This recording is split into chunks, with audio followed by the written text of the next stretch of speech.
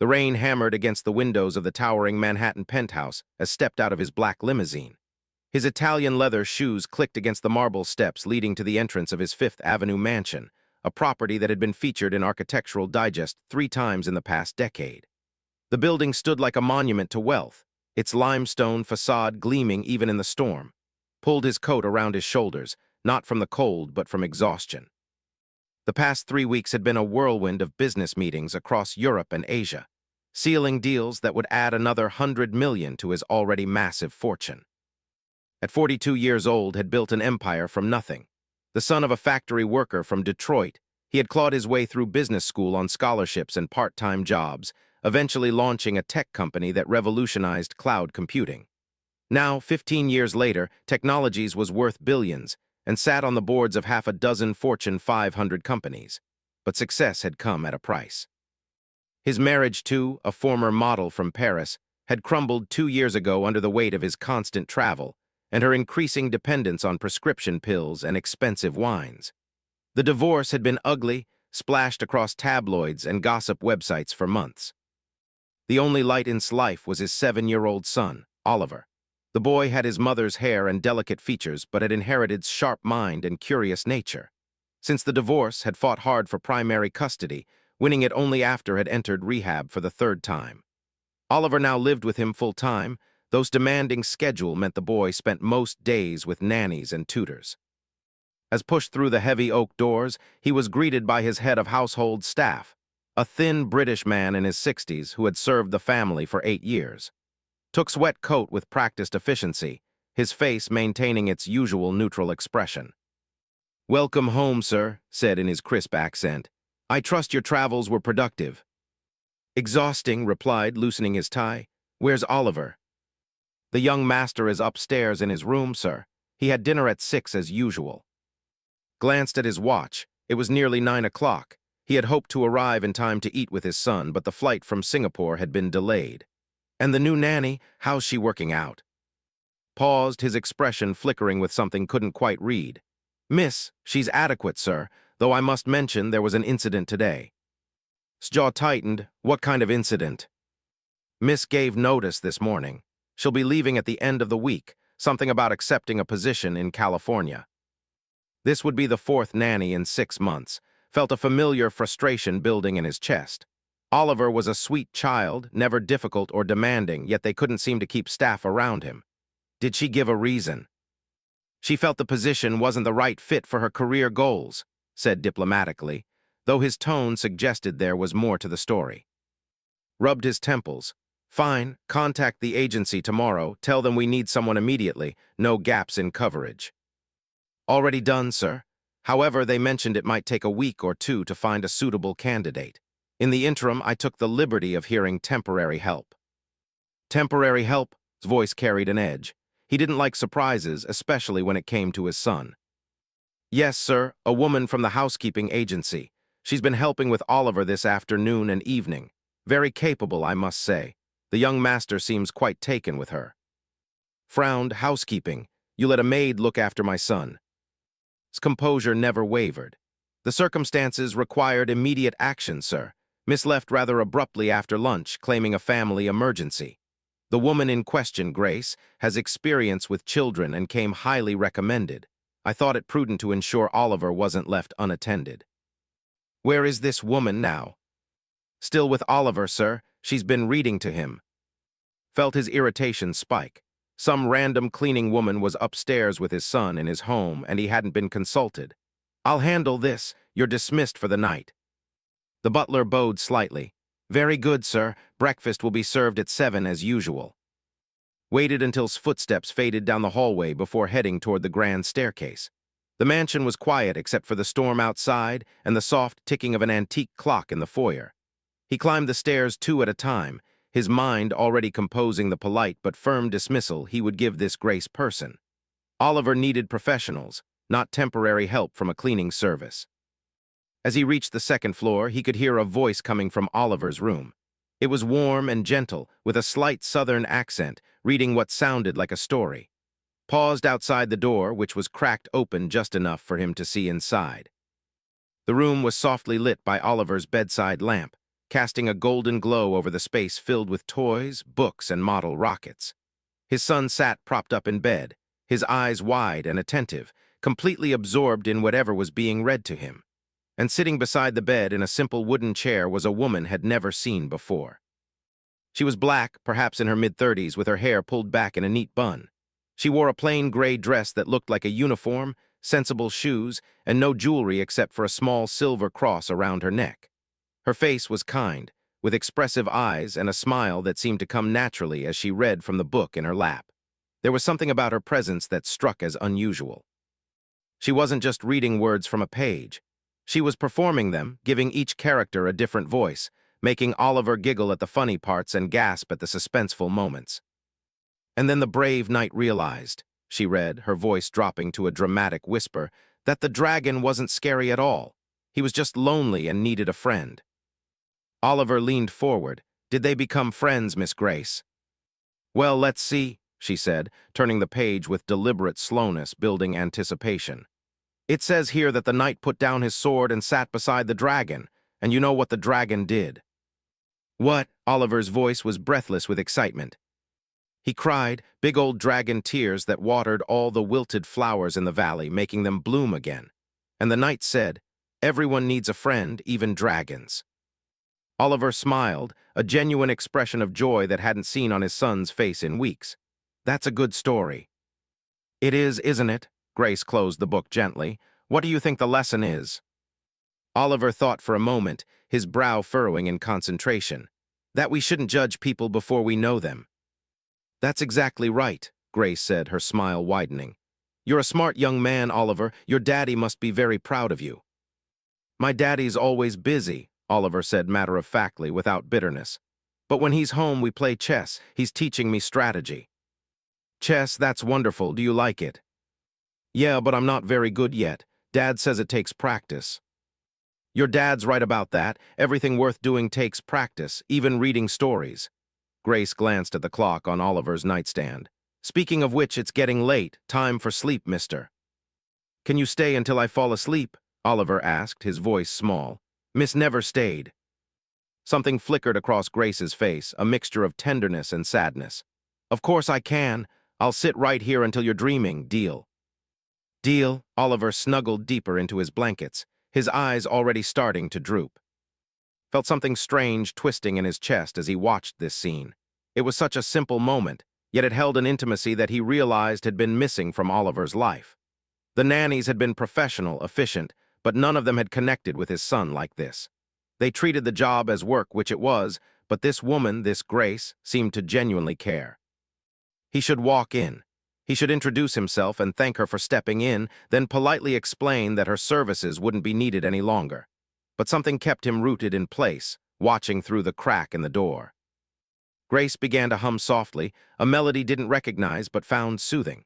It was an old spiritual, the kind his grandmother used to sing when he was young, back when they lived in the small house in Detroit before his father had lost his job at the plant. The memory came flooding back unexpectedly, bringing with it the scent of cornbread and the feeling of safety he'd had sitting on his grandmother's porch on summer evenings. Oliver's breathing gradually slowed and deepened. Grace continued humming for several more minutes, making sure the boy was truly asleep before carefully standing. She adjusted his blankets, tucking them around him with practiced care, then bent down and whispered something couldn't hear. It looked like a prayer. When she turned toward the door, quickly stepped back into the shadows of the hallway, suddenly feeling foolish for eavesdropping. Grace emerged from the room, gently pulling the door closed behind her, leaving it open just a crack as she'd found it. When she turned and saw standing there in the hallway, she startled slightly but recovered quickly. Mister, she said, her voice low so as not to wake Oliver, I didn't know you were home. Up close could see the fine lines around her eyes, the calluses on her hands that spoke of years of hard work. Her eyes were remarkable, a deep brown that seemed to hold both strength and kindness. He found himself at a loss for words, which rarely happened to him. I just arrived, he finally said. Mentioned you've been looking after Oliver. Yes, sir. Miss had to leave suddenly, and Mr. asked if I could help until you returned. I hope that was all right. Her voice was respectful but not subservient. She met his eyes directly, without challenge but without backing down either. What's your background? asked, falling back into interview mode. Your experience with children. I raised two boys of my own, sir. Both grown now. One's a teacher in Atlanta, the other's in the military, stationed in Germany. I've also worked in pediatric care facilities and done respite care for families. I have references if you'd like to see them. Felt off balance. This wasn't how he'd expected the conversation to go. You work for a cleaning service. Yes, sir, I do housekeeping to make ends meet, but I've done many things in my life, whatever needed doing to take care of my family. There was no shame in her voice, just simple honesty. And the story you were reading, that was quite a performance. A small smile played at the corners of her mouth. Children need stories, mister, real stories with heart, not just words on a page. Your son is a good listener, curious, thoughtful, you've raised him well. The compliment caught off guard. When was the last time someone had praised his parenting? Usually, all he heard were subtle criticisms about his absences, his priorities, his inability to keep stable care for Oliver. He seems comfortable with you, said carefully. He's usually shy with new people. Children are good judges of character, Grace replied. They sense when someone genuinely cares about them.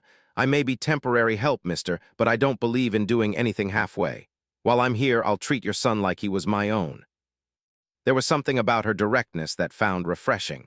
In his world of corporate doublespeak and political maneuvering, genuine honesty was rare.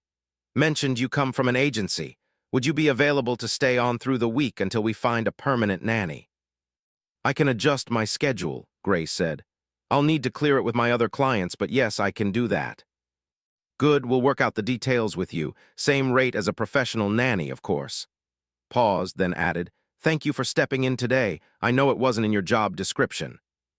Children don't fit into job descriptions, mister. They need what they need when they need it. She said it gently, but felt the weight of the words. He watched as Grace made her way down the hallway toward the back stairs, her sensible shoes barely making a sound on the plush carpet. There was a dignity in the way she carried herself, a quiet strength that reminded him of his grandmother again. Slipped into Oliver's room, approaching his son's bed carefully. In sleep, Oliver looked even younger than his 7 years, vulnerable and peaceful. Rarely got to see him like this anymore. His business schedule meant he was often gone before Oliver woke and home after he was asleep. The guilt that lived permanently in his chest tightened another notch. He sat in the chair Grace had vacated, still warm from her presence, and watched his son sleep. The book she'd been reading lay on the nightstand, a collection of fairy tales he didn't recognize. Picked it up, flipping through pages illustrated with watercolor dragons and brave knights. On the inside cover, in neat handwriting, was inscribed, "To Oliver, may you always see the good in others, Grace."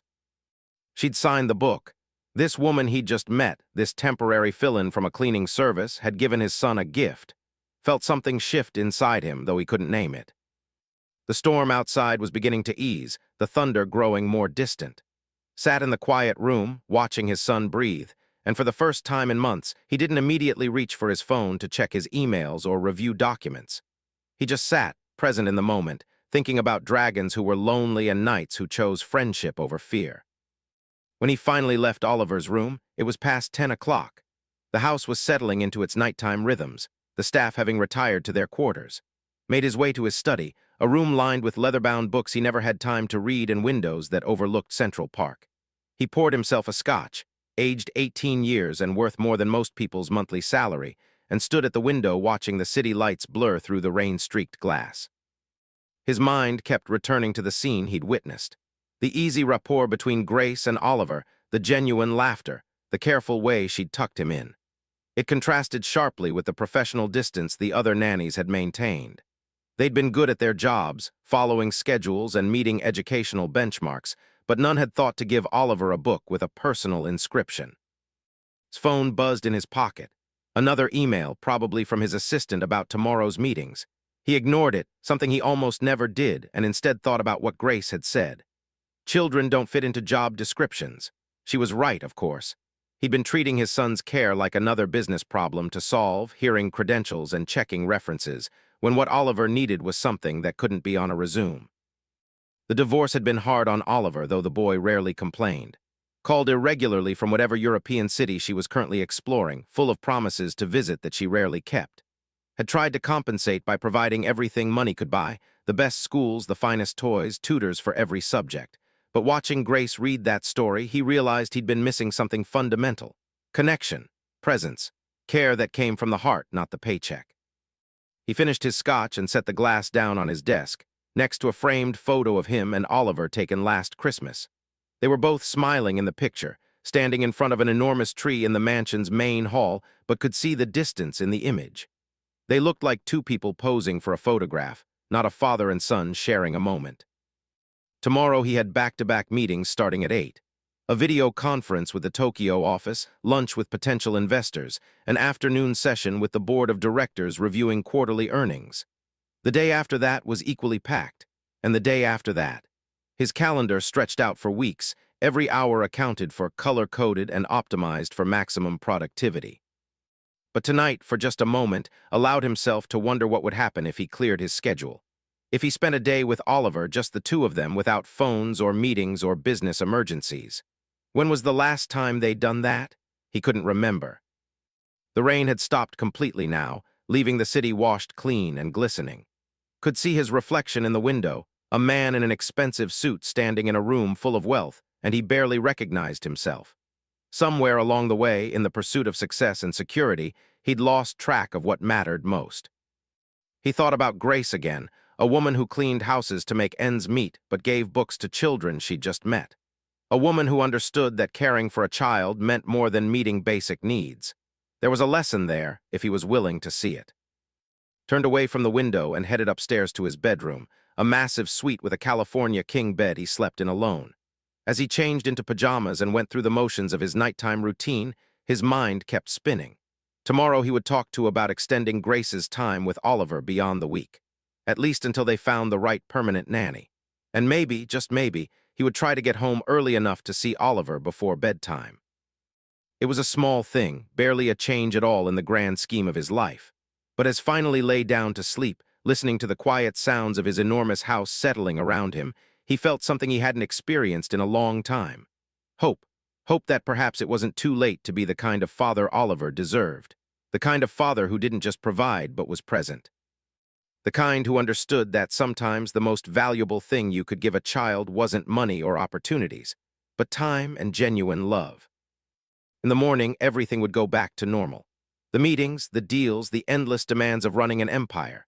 But for tonight, in the darkness of his bedroom, allowed himself to imagine a different kind of life.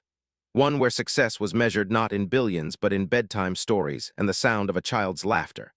One where a simple act of kindness from a stranger could remind him of who he used to be, before the money and the power and the emptiness of achievement without connection.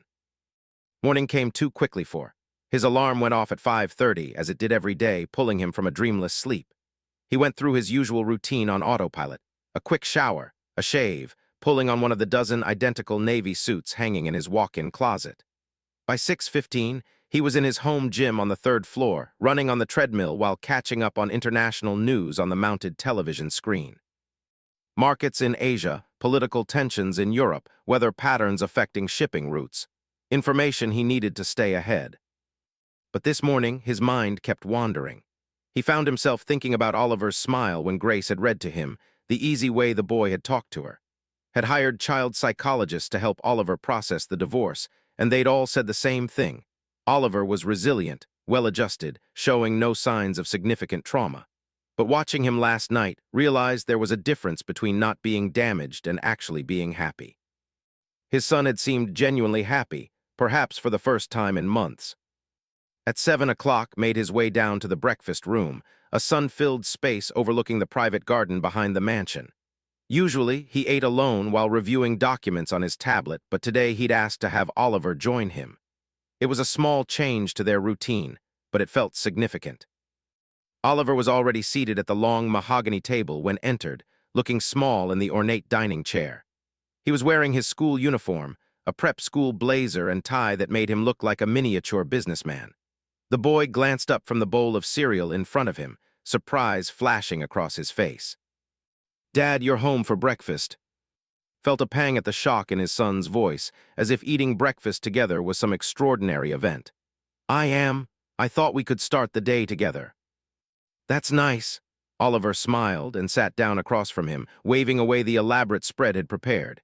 He settled for black coffee and toast, simple fuel to get through the day. They ate in silence for a few moments, the only sounds the clink of silverware and the distant hum of traffic from the street. Searched for something to say, realizing with discomfort that he didn't know how to make small talk with his own son. So he finally ventured, "How was school yesterday?" "Fine, we had a test in math. I think I did okay." "Just okay," raised an eyebrow. "You're usually at the top of your class." Oliver shrugged, pushing cereal around in his bowl. "It was harder than I expected. Word problems about trains and distances. I got confused." "We can work on that together this weekend," offered, then immediately wondered if he'd be able to keep that promise. He had a conference in Boston on Saturday. "That's all right. Miss Grace said she'd help me if I needed it. She's really good at explaining things so they make sense."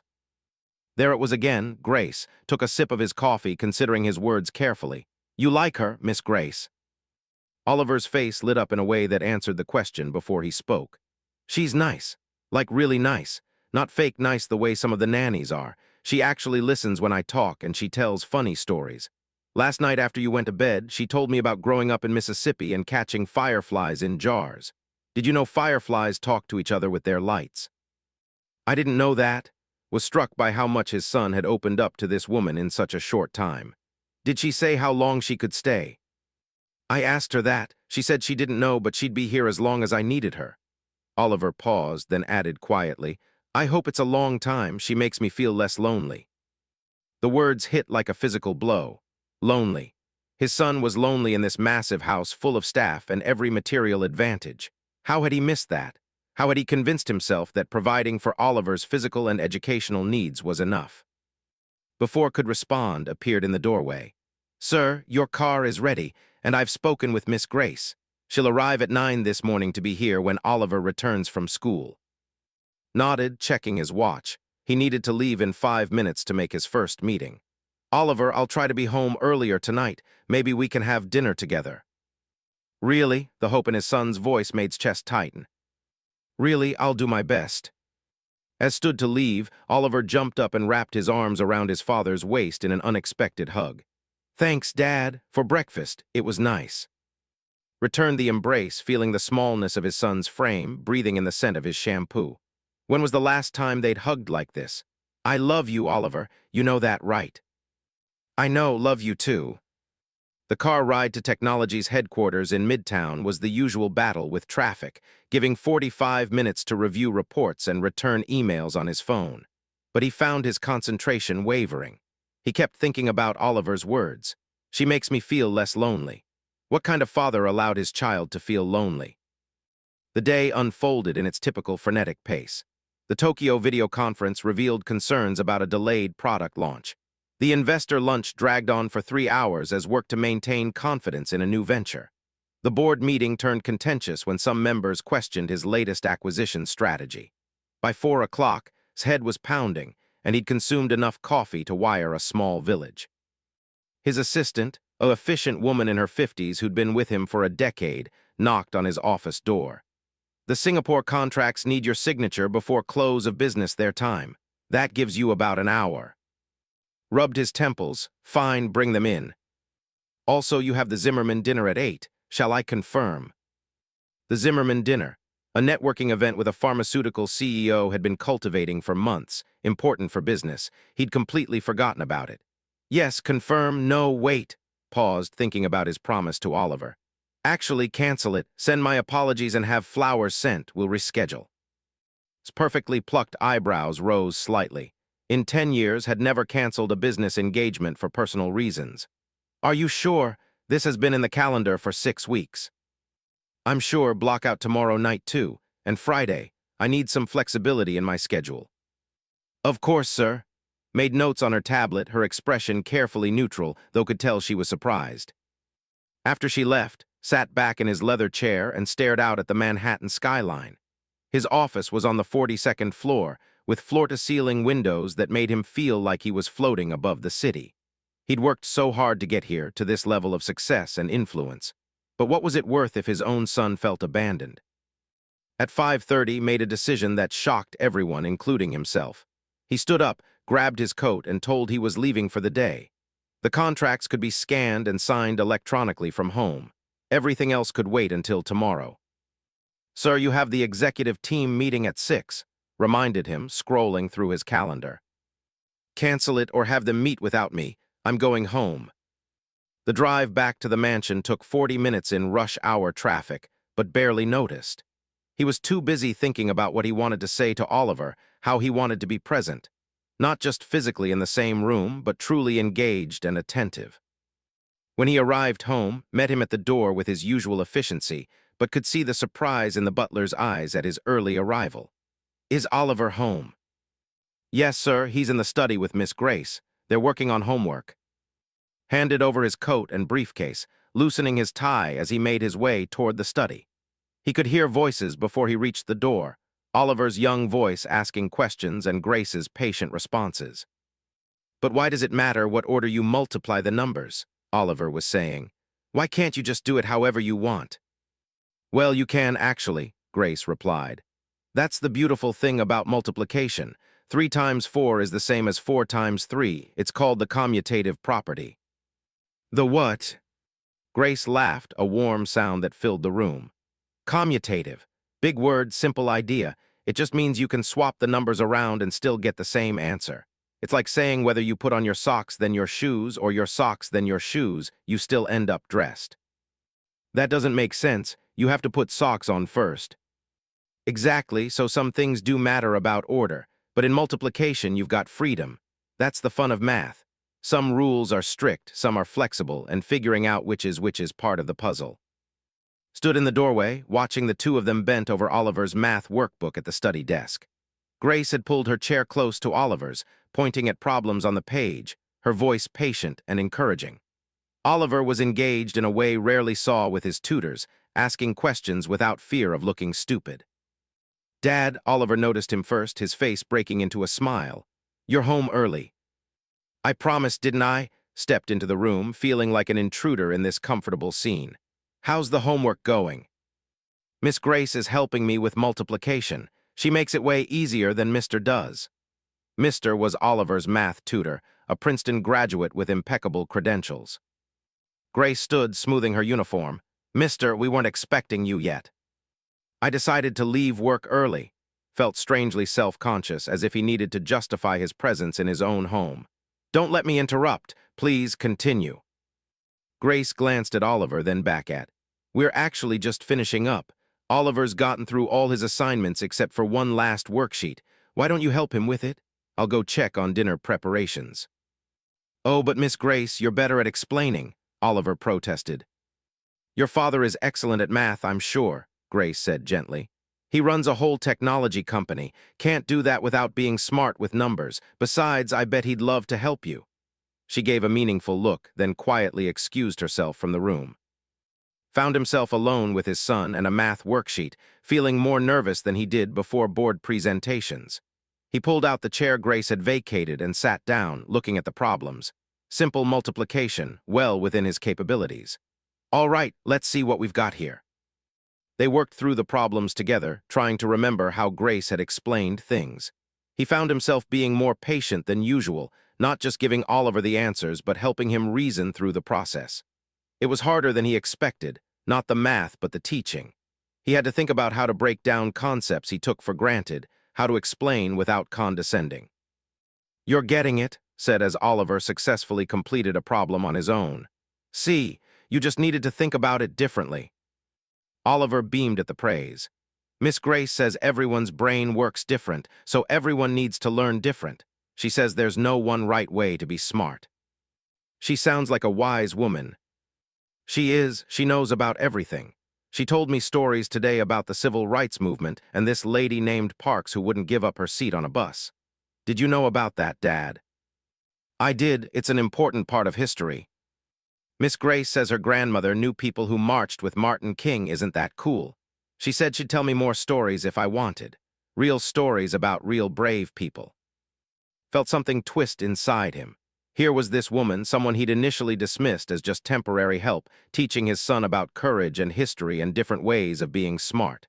What had he been teaching Oliver? How to maximize profits? how to review quarterly earnings. When the last problem was finished, Oliver closed his workbook with satisfaction. Done. Can we play chess now? You said you'd teach me more strategy. Almost said no. He had those contracts to sign, emails piling up on his phone, but he looked at his son's eager face and made a choice. Absolutely. Let's set up the board.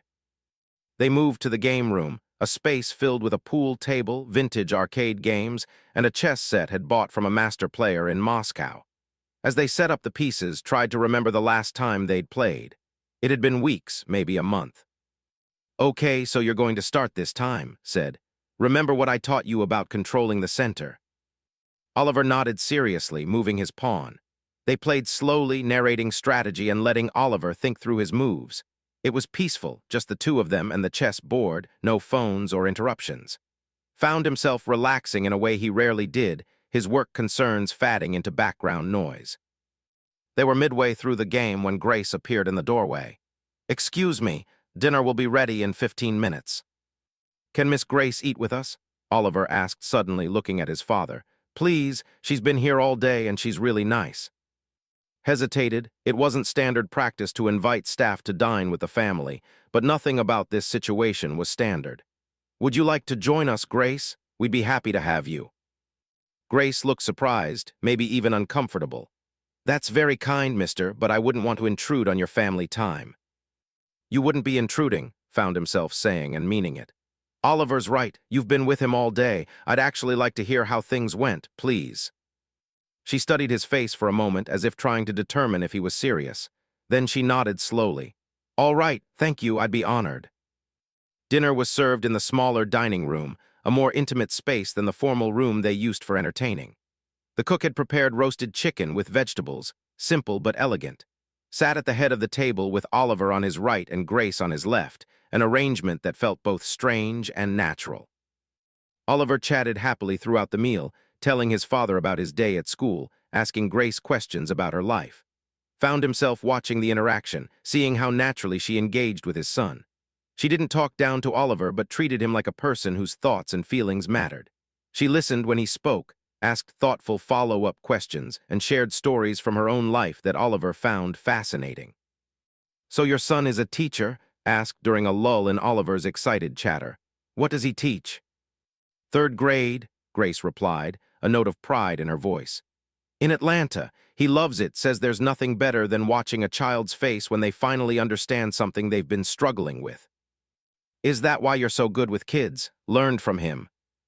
Grace smiled. More like he learned from me. I always believed in meeting children where they are, not where you think they should be. Every child is different, learns different, needs different things. My boys taught me as much as I taught them. Took a sip of water, thinking about his own approach to parenting. He'd been trying to mold Oliver into a certain version of success, hadn't he? The right schools, the right activities, the right path to follow in his footsteps. But what if that wasn't what Oliver needed? Miss Grace said I could be whatever I want when I grow up, Oliver chimed in. She said I don't have to run a company if I don't want to. Is that true, Dad? The question caught off guard. Of course it's true. You can be anything you work hard to become. But you want me to take over your company, right? That's what Mister says, that someday I'll be in charge of everything. Set down his fork, meeting his son's serious gaze. This wasn't a conversation he'd expected to have over dinner, but here it was. Oliver, I want you to be happy, whatever that looks like. If running technologies makes you happy someday, wonderful. If you want to be a teacher like Grace's son, or an astronaut, or a musician, that's wonderful too. The only thing I want is for you to find something you're passionate about. Oliver considered this. Really? Really? I'm sorry if I made you feel otherwise. Grace had remained quiet during this exchange, but caught the approving look she gave him. It was subtle, just a small nod, but it warmed something inside him. This woman's opinion had started to matter to him, though he couldn't quite explain why. After dinner, Oliver begged for one more story before bed. Expected Grace to excuse herself, to let them return to their normal routine, but she agreed readily. The three of them trooped upstairs to Oliver's room, where Grace retrieved another book from her seemingly endless supply. This one's about a boy who learns he can do magic, she explained, settling into the chair by Oliver's bed. But the magic only works when he's being kind to others. found himself sitting on the edge of Oliver's bed, listening along as Grace read. Her voice had that same quality it had the night before, drawing them both into the story. Oliver was transfixed, and had to admit he was too. He couldn't remember the last time someone had read to him, probably not since his grandmother had died when he was 10. When the chapter ended, Oliver was drooping with exhaustion. Grace closed the book and stood, but Oliver reached out and grabbed her hand.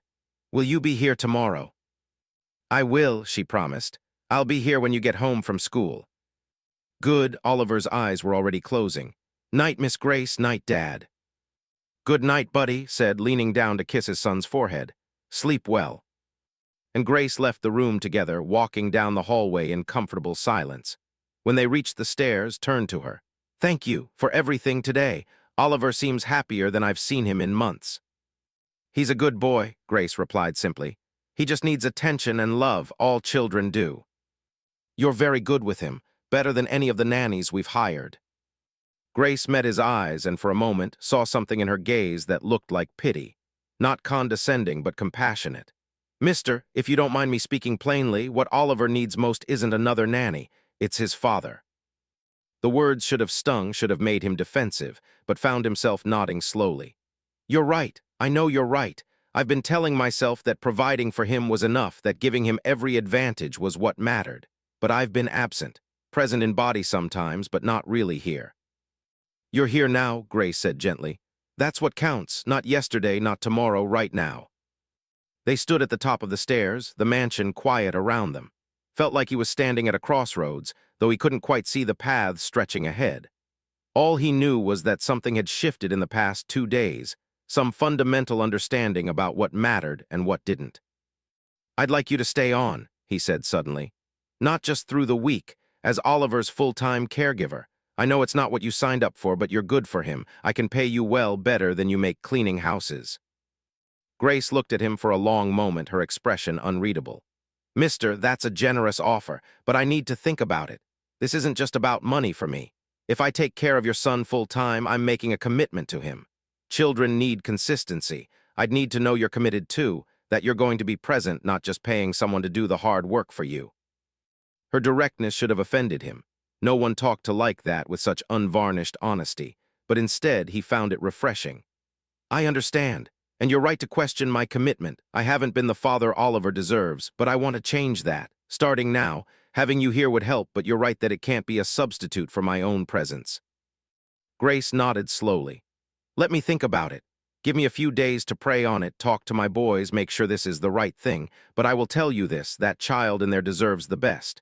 And the best isn't just money or opportunities. It's love, time, and attention. If you can give him that, then we might have something to talk about."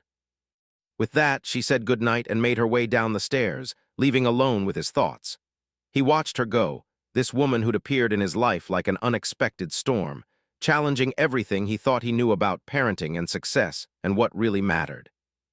That night, lying in his enormous bed, made a decision. Tomorrow, he would start making changes. Real changes, not just empty promises. He would delegate more at work, trust his executives to handle things he'd been micromanaging. He would clear his schedule for dinner with Oliver at least 3 nights a week.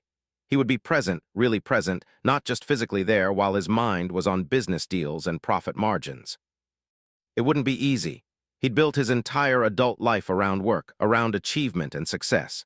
Stepping back, even partially, went against every instinct he'd developed over the past 2 decades. But watching Oliver with Grace, seeing the joy and connection they'd formed so quickly, realized what he'd been missing, what they'd both been missing. He thought about Grace's words. Children need consistency. She was right about that, too. Oliver had been through enough disruption with the divorce, the parade of nannies, the absent father. What he needed now was stability. And somehow this woman who worked for a cleaning service understood that better than all the highly credentialed professionals had hired. There was something else, too, something was only beginning to recognize. Grace challenged him, not aggressively but simply by being who she was. She held a mirror up to his life and forced him to see the gaps between who he wanted to be and who he'd become. That kind of honesty was rare in his world, where people told him what he wanted to hear because he held power over their careers and livelihoods. Fell asleep that night with a sense of purpose he hadn't felt in years. Not the driving ambition that had built his company, but something quieter and more meaningful. The purpose of being a good father, of giving his son the childhood he deserved, of choosing connection over achievement. He didn't know yet how this would all work out. He didn't know if Grace would accept his offer, if he could really make the changes he was promising himself, if he could balance his business empire with being priest 3 days past, and found himself living in a strange new rhythm. He kept his word about coming home earlier, arriving by 6 o'clock each evening to have dinner with Oliver. The first night had looked at him like he'd grown a second head when he announced he was leaving at 5. The second night, she'd stopped questioning and simply rearranged his schedule. By the third night, his executive team had adjusted to the new normal, albeit with some grumbling about accessibility.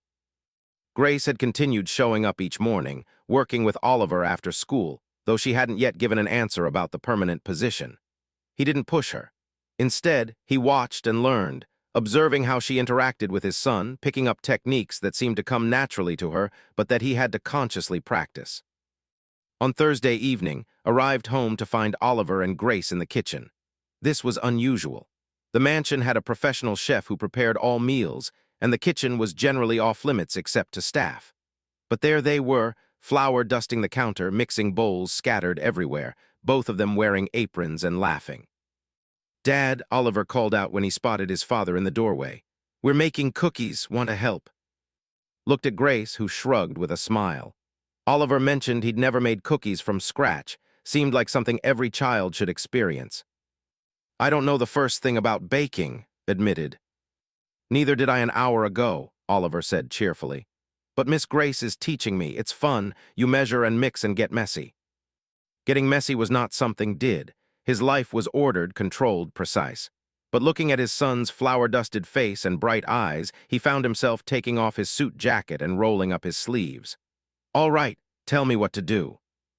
For the next 45 minutes, CEO of a multi-billion-dollar company made chocolate chip cookies with his son. He measured ingredients incorrectly twice, spilled vanilla extract on his expensive shirt, and burned the first batch by leaving them in the oven too long. And he couldn't remember the last time he'd had so much fun. Grace supervised with patient amusement, gently correcting their mistakes and showing them techniques she'd clearly learned over years of baking. She told stories while they worked, about baking pies with her grandmother, teaching her own boys to cook, the time her youngest had tried to make breakfast in bed for Mother's Day and nearly set the kitchen on fire. "You have to watch them constantly," she said, peering through the oven window at the second batch. "Cookies go from perfect to burned in about 30 seconds. It's all about timing and attention." "Like raising children," said without thinking, then paused, realizing the parallel. "You have to pay attention constantly, miss the moment and everything can go wrong." Grace met his eyes over Oliver's head and he saw understanding there.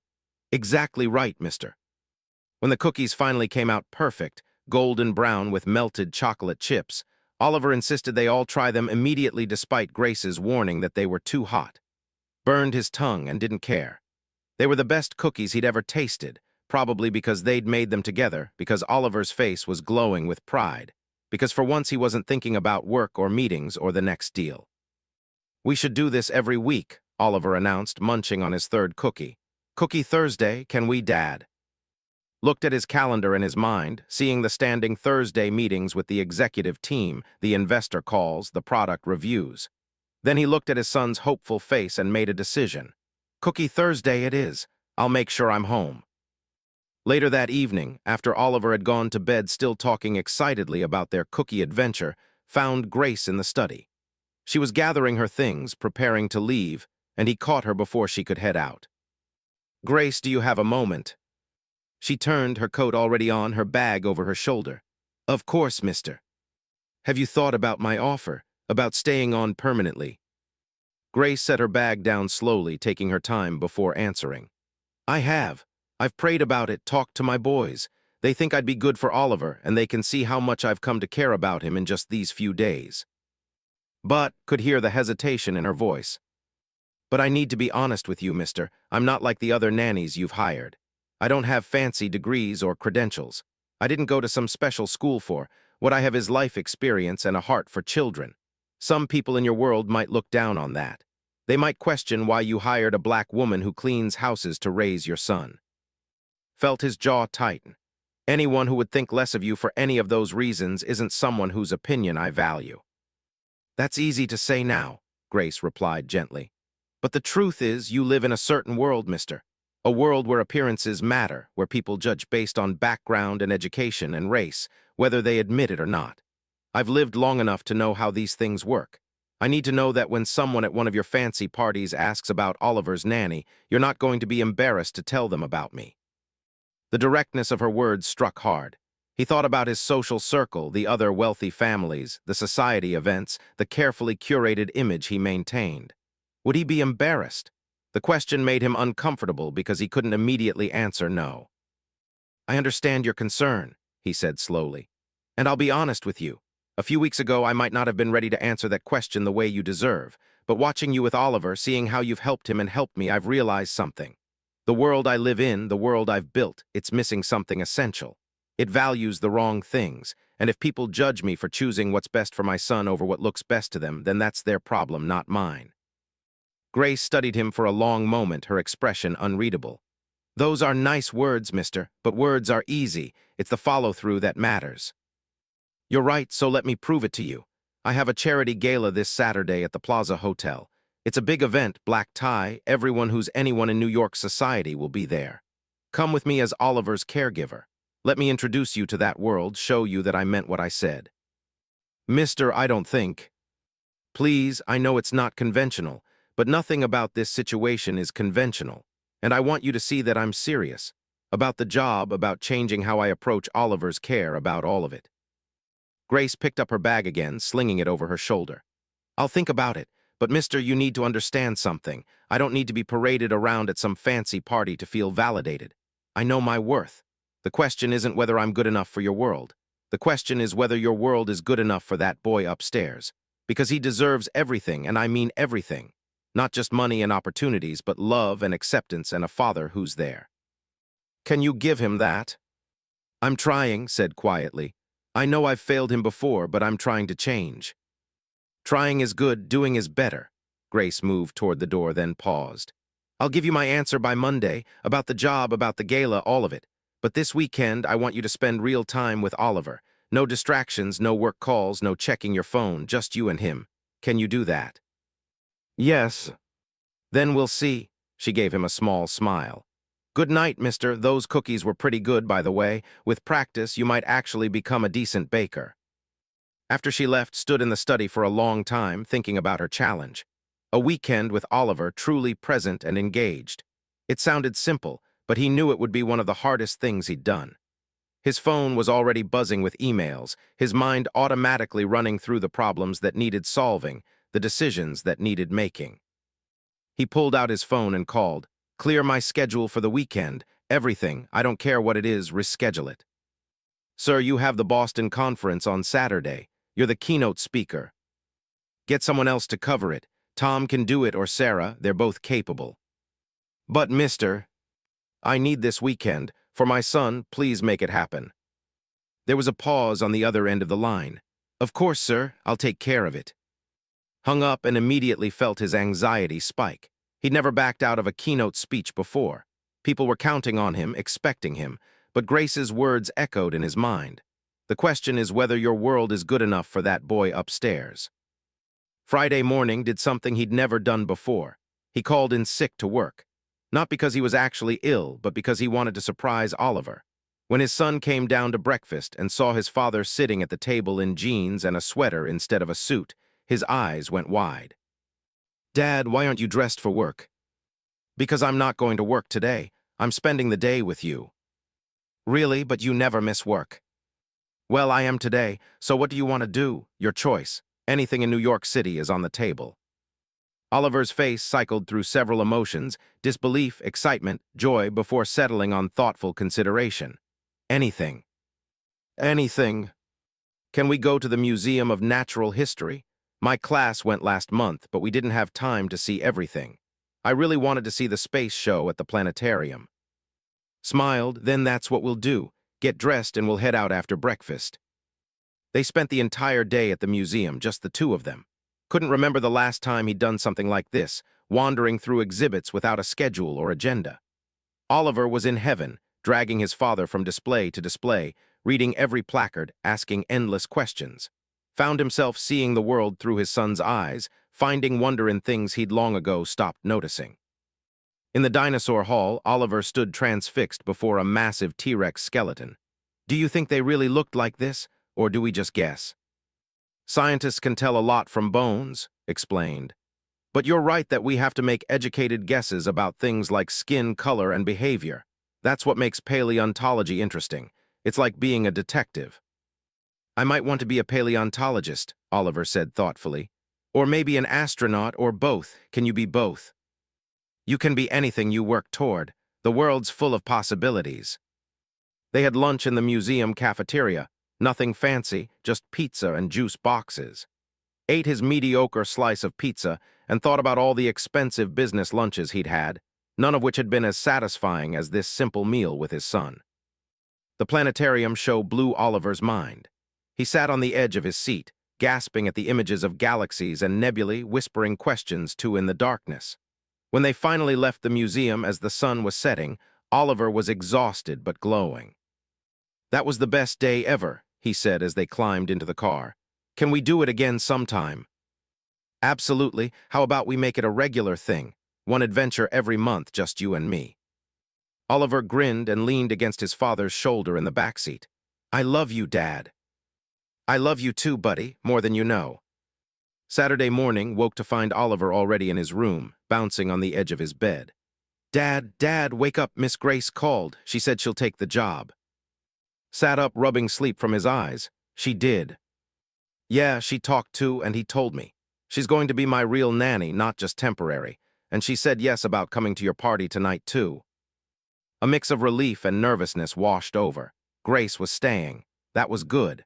But the gala tonight would be the real test. Would he have the courage to introduce her the way she deserved, to stand by his choice even if people judged? The day passed in a blur of preparation. Had a suit to pick up from the tailor, last-minute details to confirm with the event organizers. But he made sure to keep his promise, spending the afternoon with Oliver, playing games and talking, being present. Grace arrived at 5 o'clock to stay with Oliver during the gala. She looked the same as always in her simple gray uniform, but saw something different in her eyes. A decision made, a commitment accepted. Thank you for saying yes, told her when Oliver ran upstairs to find a toy he wanted to show her. I know it wasn't an easy decision. It wasn't, Grace agreed. But that boy needs stability, and I think I can provide that. Plus, I've come to care about him. That makes it easier. And the gala. I'll come, not because I need to prove anything to your fancy friends, but because you asked, and I think it's important to you. But mister, if I feel disrespected or dismissed, I'll leave. I don't care how important the event is. Fair enough. The gala was everything had said it would be. The Plaza Hotel's grand ballroom was decorated like something from a fairy tale, with crystal chandeliers and flowers that probably cost more than most people's cars. Men in tuxedos and women in designer gowns mingled, drinking champagne and making the kind of small talk that meant everything and nothing. Arrived alone at first, making his rounds, shaking hands, making the expected appearances. But his mind was on Grace, who was arriving separately, who had agreed to come despite her reservations. He'd arranged for a dress to be delivered to her home, something appropriate for the occasion, and had sent a car to pick her up. When she entered the ballroom an hour into the event, his breath caught. She wore a simple but elegant navy dress, her hair done up in a way that framed her face. She looked beautiful, but more than that, she looked dignified and confident, despite being in a room full of people from a world so different from her own. Excused himself from a conversation with a hedge fund manager and made his way to her. You came. I said I would. Grace looked around the ballroom, taking in the opulence with an expression that was hard to read. This is quite something. It's too much, usually, but it raises money for good causes, so we tolerate it. We smiled. You're right. I should say I tolerate it.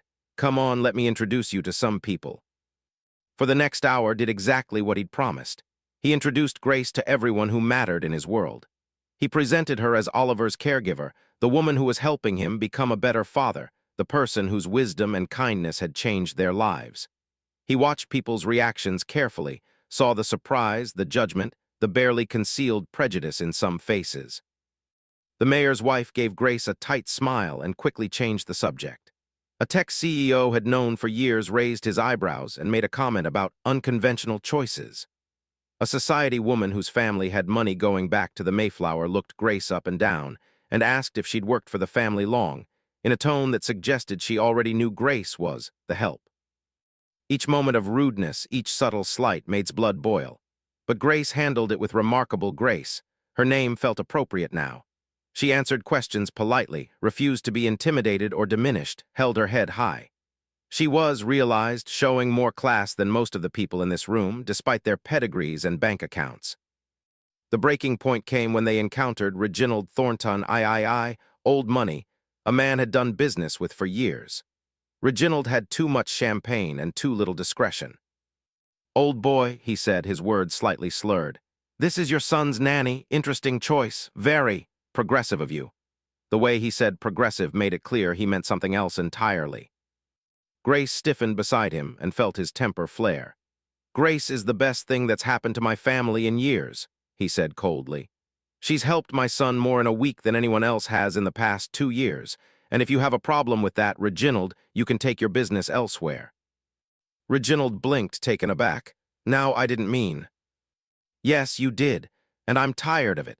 From you, from everyone here who thinks they can judge someone based on the color of their skin or their job title or where they came from. Grace has more integrity and wisdom in her little finger than most people in this room have in their entire bodies. So if you'll excuse us." Took Grace's arm and led her away, his heart pounding.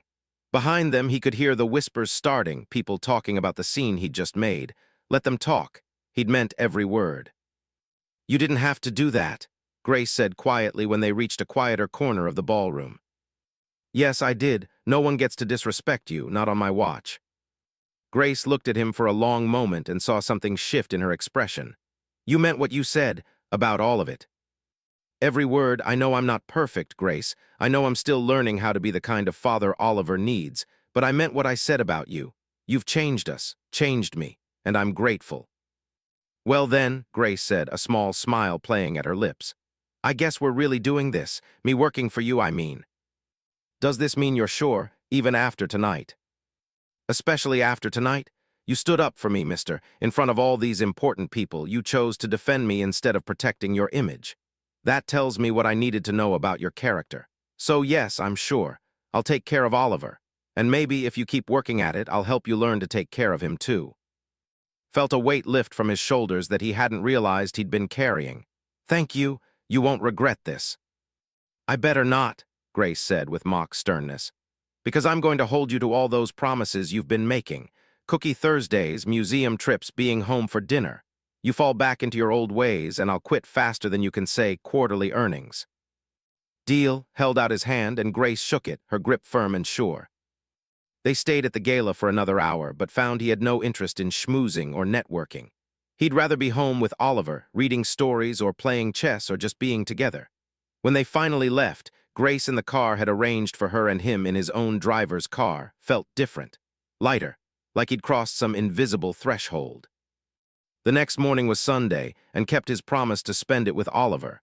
They made pancakes for breakfast, went to the park, flew a kite that kept crashing until they figured out the right technique.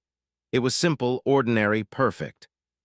That evening, as they sat together in the study, Oliver working on a drawing and reading a book, Grace appeared in the doorway. She'd stopped by to drop off some things for the week ahead, and seeing the two of them together, she smiled. "This is good," she said. "This is what he needs. Keep doing this, mister." "Call me," he said impulsively. "Mister feels too formal for someone who's become part of the family." Grace raised an eyebrow. "Part of the family." "If you'll let us think of you that way, you're more than just an employee, Grace. You're Oliver's friend. And mine, I hope." "It is, then, but only when it's just us. In front of others, professional boundaries still matter." "Agreed." As Grace left and Oliver continued his drawing, thought about how much his life had changed in just 2 weeks. He was still a billionaire. He still ran a massive company. He still had responsibilities and obligations and pressures. But now he had something else too, perspective, priorities, a clearer understanding of what success really meant. It wasn't about the money or the power or the respect of people like Reginald Thornton. It was about moments like this, sitting in a quiet room with his son, knowing that he was finally being the father Oliver deserved. And it had taken Grace, a woman the world might overlook or dismiss, to show him the way. Looked at Oliver, bent over his drawing with complete focus, and felt a surge of love so powerful it almost hurt. He'd been given a gift, a chance to course-correct, to rebuild the relationship he'd nearly let slip away through neglect and misguided priorities. He wasn't going to waste it. "Hey, Oliver," he said softly. "Yeah, Dad. I love you, you know that, right?" Oliver looked up, a smile spreading across his face. "I know, Dad, love you too." 3 simple words, exchanged in a quiet room on a Sunday evening. But they meant everything. They meant he was finally getting it right. And with Grace's help, he was going to keep getting it right, one day at a time, one moment at a time, one bedtime story at a time. The mansion was quiet around them, full of expensive things that didn't matter. Nearly 3 months passed, and the mansion on Fifth Avenue transformed in ways both subtle and profound. The changes weren't physical. The marble still gleamed, the chandeliers still sparkled, the artwork still hung in its designated places, but something fundamental had shifted in the atmosphere of the home. There was laughter now, conversations that echoed through hallways once filled only with the efficient click of staff shoes and the sterile hum of expensive silence. Kept his promises. Cookie Thursdays became sacred, untouchable on his calendar. Had learned to protect those evenings as fiercely as she once protected board meetings. Every Thursday, arrived home by 5 o'clock, changed out of his suit, and joined Oliver and Grace in the kitchen. They'd progressed from simple chocolate chip cookies to elaborate creations. Macarons that collapsed but tasted delicious anyway, gingerbread houses that required engineering degrees to construct properly. The monthly museum adventures expanded to include theaters, concerts, science demonstrations, anywhere Oliver expressed interest. Discovered his son had a passion for astronomy and marine biology, interests he'd never known existed because he'd never taken the time to ask. They joined a junior astronomy club that met twice a month, and found himself learning about constellation patterns and telescope operation alongside 9 other fathers, most of whom seemed as awkward as he initially felt. Grace had become the steady heartbeat of their household. She arrived each morning at 8 and stayed until after dinner, though had noticed she often stayed later, not because she had to, but because she genuinely enjoyed their company. She'd integrated seamlessly into their lives, bringing structure without rigidity, care without coddling, wisdom without preaching. She'd also begun to subtly influence other aspects of their life. The staff, initially wary of this woman who came from a cleaning service but now held such influence, had grown to respect and even love her. The chef consulted her on meal planning because Grace understood what Oliver would actually eat versus what looked good on a nutritionist's chart. Who'd served the family for 8 years with professional distance, now asked Grace's opinion on household matters and seemed genuinely interested in her stories about raising her own sons. But not everyone was happy with the changes. Oliver's mother had returned from her European wanderings in early spring, tan and thin and claiming to be sober this time. She'd been calling more frequently, expressing interest in seeing her son, and had cautiously agreed to supervised visits. The first one was scheduled for a Saturday afternoon in April, and as the day approached, noticed Oliver growing increasingly anxious. "What if she doesn't like me anymore?" Oliver asked Grace 2 days before the visit. Was in his study, door ajar, and could hear the conversation happening in the adjacent living room. "Baby, why would you think that?" Grace's voice was gentle but concerned. "Because she left. She picked fancy trips and fancy parties over me. What if she sees me and remembers why she didn't want to stay?" Felt the words like physical blows. He'd thought the divorce had been handled as well as possible, that Oliver had been shielded from the worst of it. But children understood more than adults gave them credit for. "Oliver, listen to me." Grace's voice was firm now. "Your mama leaving had nothing to do with you. Sometimes grown-ups have problems that are so big they can't fix them while they're trying to be good parents. Your mama loves you. She just loves herself in a way that's all mixed up with hurt and confusion right now. But that's her struggle, not your fault. Will she ever get better?" "I hope so, honey. I pray for it. But whether she does or doesn't, you need to know something important. You are loved. By your daddy, by me, by everyone in this house. You are wanted. You are worthy. And nothing your mama does or doesn't do changes that." Heard Oliver's quiet sniffles, then Grace's soft humming, that same spiritual melody she'd sung the first night. He sat at his desk, staring at papers he wasn't reading, feeling grateful and inadequate in equal measure. Grateful that Grace was there to comfort Oliver in ways he wasn't sure he could. Inadequate because his son needed that comfort in the first place. Saturday arrived with unseasonably warm weather.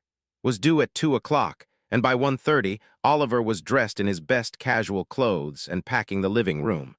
Watched his son's nervous energy and made a decision. "Oliver, come sit with me for a minute." They settled onto the couch together and took a breath before speaking. "I know you're worried about seeing your mom. That's normal, but I want you to know something. No matter what happens today, I'm here. Grace is here. You're safe and loved, and nothing changes that." "What if she wants me to go with her, back to Paris or wherever?" "That's not going to happen. You live here with me, and that's not changing. Your mom can visit, and if things go well, maybe you can spend some time with her. But your home is here." "Promise. Promise." When arrived, she looked better than she had during the divorce. Her eyes were clear, her movements steady. She'd gained some weight back, looked less like a fragile skeleton wrapped in designer clothes. Met her at the door while Grace kept Oliver in the living room. His ex-wife looked him up and down, taking in his casual jeans and sweater so different from the suits she remembered. "You look different, relaxed." "I am different, things have changed." "So I've heard. The society pages have been fascinating. Defending his black nanny at a gala, walking out on business dinners, turning down speaking engagements. Who are you and what have you done with my ex-husband?" Bristled at her tone. "I'm being a father, finally, better late than never."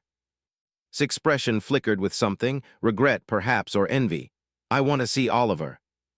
"Of course, but if you're not ready." "I'm ready. I've been in therapy, real therapy, not just rehab. I'm on medication that's actually working. I want to know my son again."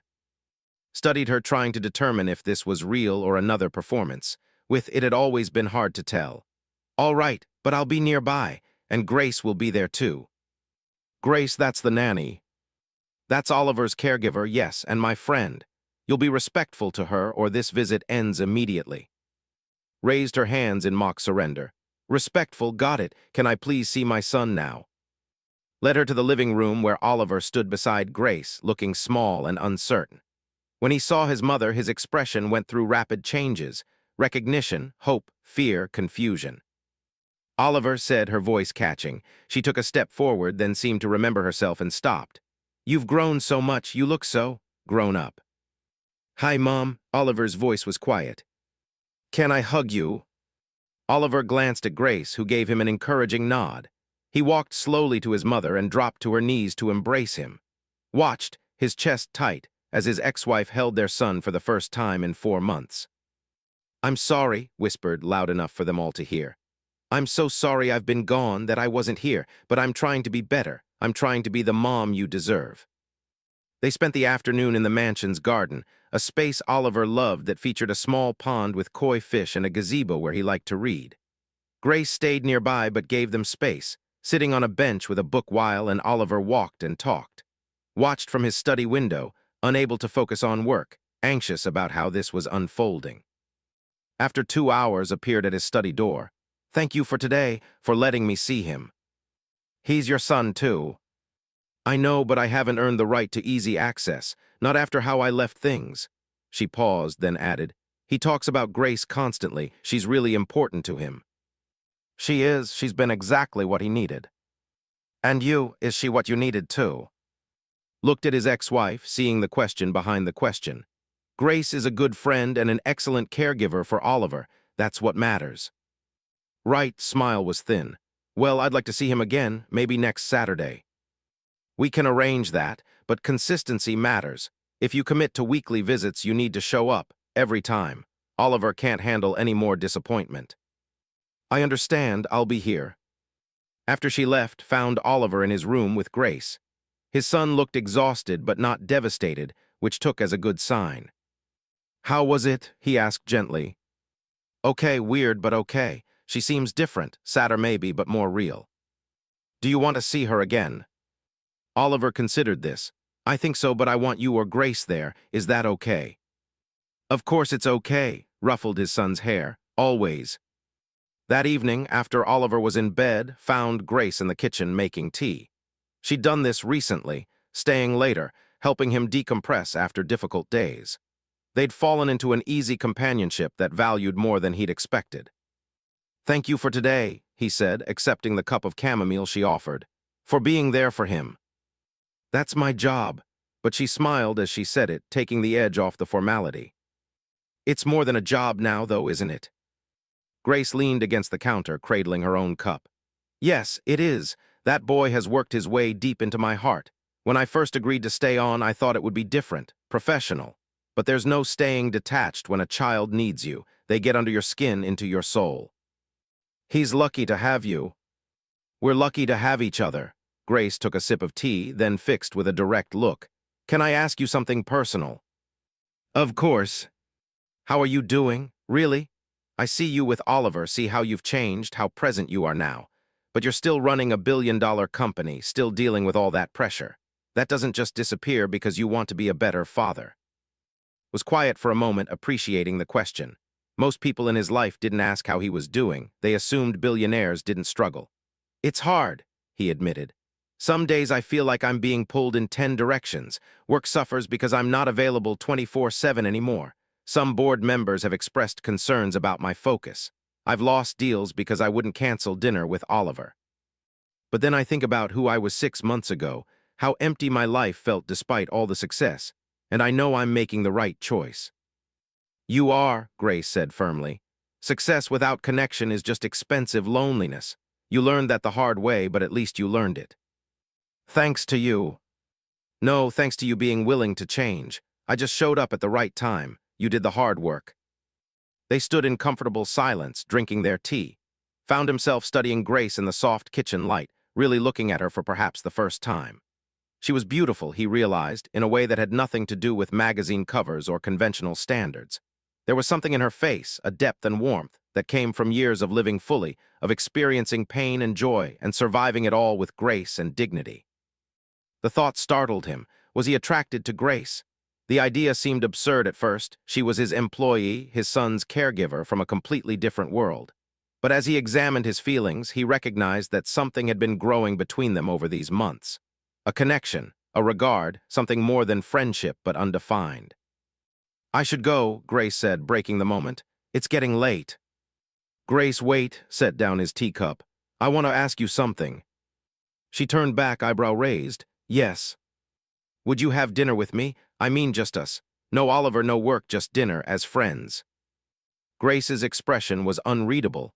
"I don't think that's a good idea." "Why not?" "Because I work for you. Because people already talk about us, about how much influence I have over you and Oliver. Because crossing that line could complicate everything we've built here." "It's just dinner between friends." "Is it?" Grace challenged gently. "Because I need to be clear about something. I care about you and Oliver both. You've become important people in my life, but I'm also realistic about the world we live in. You're a white billionaire. I'm a black woman who cleans houses when I'm not taking care of your son. The power dynamic there is real, and I won't pretend it doesn't exist." Felt chastened. "You're right, I'm sorry. I wasn't thinking about how it might seem, how it might make you uncomfortable." "I didn't say I was uncomfortable," Grace said carefully. "I said we need to be realistic. There's a difference." She left shortly after and stood in the kitchen for a long time, thinking about their conversation.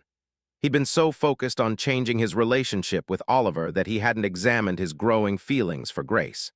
But now that he'd acknowledged them, even just to himself, he couldn't ignore them. The problem was Grace was right. The complications were real.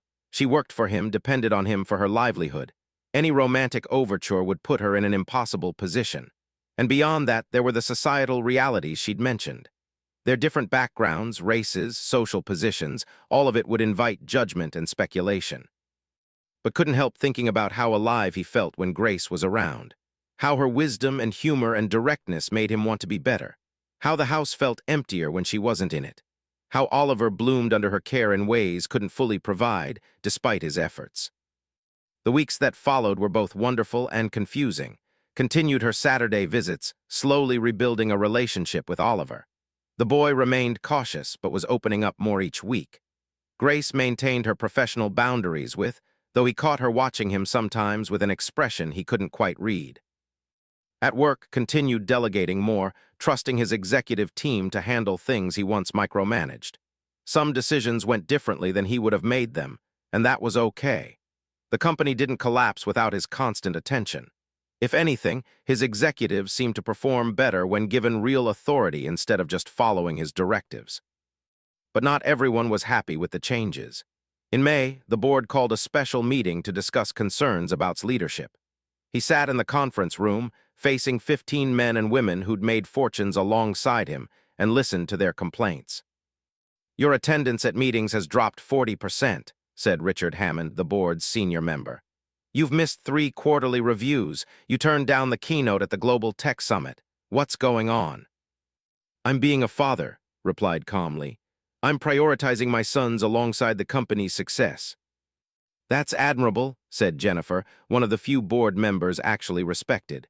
"But we're concerned about the company's direction. Shareholders are asking questions." "The company's performance hasn't suffered," pointed out. "Profits are up 12% year over year. Our new product launches have exceeded projections. What exactly is the problem?" "The problem is perception," Richard said bluntly. "You're seen as distracted, unavailable, and frankly, this situation with your son's nanny has raised eyebrows. People are talking." Felt his temper flare. "What situation? The situation where I hired someone excellent to care for my son, or the situation where I defend her against prejudice and small-mindedness?" "Please," Jennifer's voice was diplomatic. "No one is criticizing your personal choices, but you have to understand how it looks. You become a different person in 6 months. That makes investors nervous." "Then maybe we have the wrong investors," shot back. "I built this company from nothing. I've earned the right to have a life outside these walls. If the board disagrees, you're welcome to attempt a vote of no confidence. But I won't apologize for being present for my son." The meeting ended tensely with no resolution, left feeling both defiant and worried. He'd worked so hard to build technologies, to create something lasting and meaningful. Was he really willing to risk it for his new priorities? That evening, he talked it through with Grace. They'd fallen into a pattern of late-night conversations in the kitchen, talking about everything from parenting strategies to philosophy to their own childhoods. Had learned that Grace had grown up in rural Mississippi, the daughter of a sharecropper, that she'd been the first in her family to finish high school, that she'd worked 3 jobs to put her sons through college. "What would you do," asked her, "if you were me?" Grace thought for a long moment before answering. "I'd ask myself what I want my legacy to be. Do I want to be remembered as the man who built a billion-dollar company, or the man who was present for his son? Because you might not get to be both, not in the way you want." "That's not fair." "Life isn't fair, but we make choices and those choices define us. You can't serve 2 masters equally. Eventually, you have to decide which one matters more." Knew she was right. He'd been trying to have it all, the successful company, the present father, the respected CEO, but something had to give. The question was what? 2 days later, called another board meeting. This time, he came prepared. "I've made a decision," he announced. "I'm stepping down as CEO of Technologies." The room erupted in shocked responses, people talking over each other. Raised his hand for silence. "I'm not leaving the company. I'll remain as chairman of the board, maintain my controlling shares, and be available for strategic decisions. But the day-to-day operations will be handled by Sarah Mitchell." He nodded toward his COO, who looked stunned. "Sarah's brilliant, capable, and ready for this role. She'll do an excellent job." "You can't be serious," Richard protested. "You are Technologies." "No," said firmly. "Technologies is bigger than me. It always has been. It's the team, the vision, the innovation. I started this company, but I don't need to run it forever. There are other things in my life that need me more." After the meeting, as people filed out in various states of shock and concern, Jennifer approached him. "This is because of your son, isn't it?" "Yes." "I think it's brave," she said quietly. "I've been on this board for 8 years. I've watched you build an empire while missing most of your son's childhood. I'm glad you're choosing differently now, even if it costs you." "Thank you, that means a lot." When got home that evening, Oliver was practicing piano in the music room, something Grace had encouraged him to try. The sound of Chopin, played haltingly by small fingers, filled the mansion. Stood in the doorway, watching his son concentrate on the keys, and felt absolutely certain he'd made the right choice. Grace found him there. "You look happy." I stepped down as CEO today. Her eyes widened. That's huge. Are you okay? I'm more than okay. For the first time in 20 years, I feel free. I can focus on what matters. Oliver family actually having a life. And the company will be fine without me at the helm. Maybe better. I've been holding on too tight, refusing to let go. It's time. Grace smiled, a genuine expression of pride and approval. I'm proud of you. That took courage. They stood together, listening to Oliver's piano practice, and felt something settle inside him. He'd spent his whole adult life chasing success, defining himself by his achievements and wealth. But here, in this quiet moment, he understood that success wasn't about what you built or how much money you made. It was about being present for the people you loved.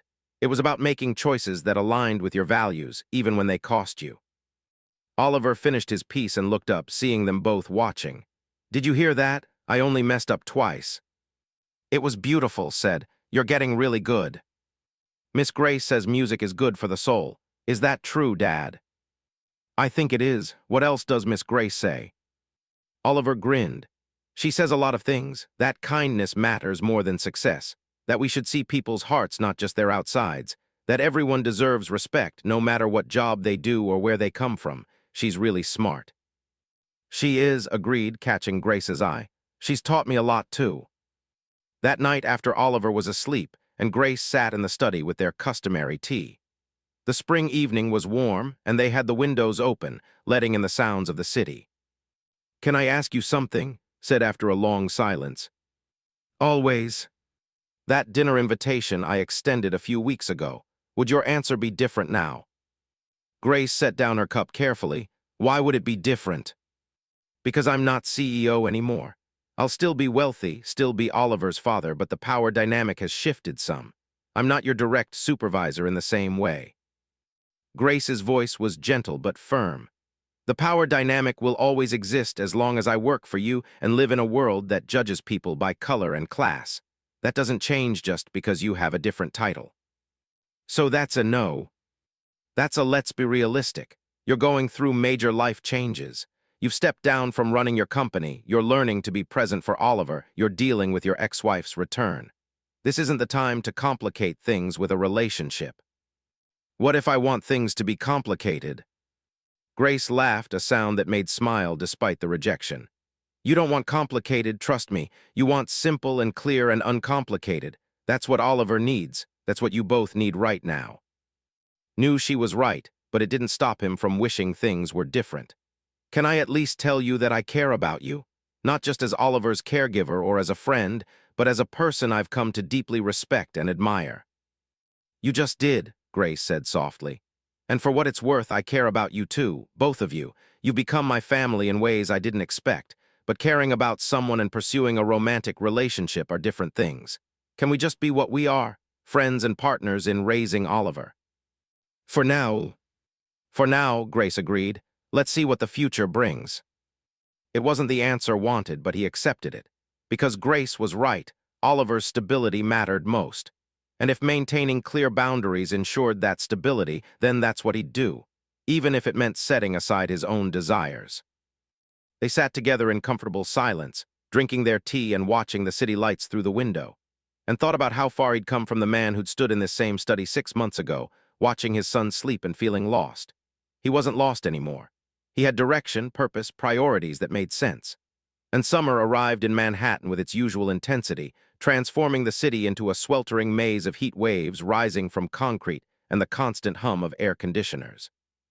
The mansion's garden became Oliver's favorite retreat, and he spent long afternoons reading under the shade of an old oak tree while Grace tended to the flower beds she'd begun cultivating. Now, with significantly more free time after transitioning from CEO to chairman, often joined them, learning to identify plants and enjoying the simple pleasure of physical work. The arrangement was working better than anyone had anticipated. Sarah Mitchell had taken to her CEO role with impressive confidence, making decisions would have agonized over with swift efficiency. The company was thriving, quarterly earnings continued to climb, and the board's initial concerns had evaporated. Attended weekly strategy sessions and monthly board meetings, but his days were no longer consumed by operational minutiae. He'd discovered a truth that many successful people never learn. The world continues turning without you at the center. Visits had become routine. Every Saturday at 2 o'clock she arrived, and every Saturday at 5 she left. Oliver had relaxed into this rhythm, though he still showed no interest in overnight visits or extended time alone with his mother.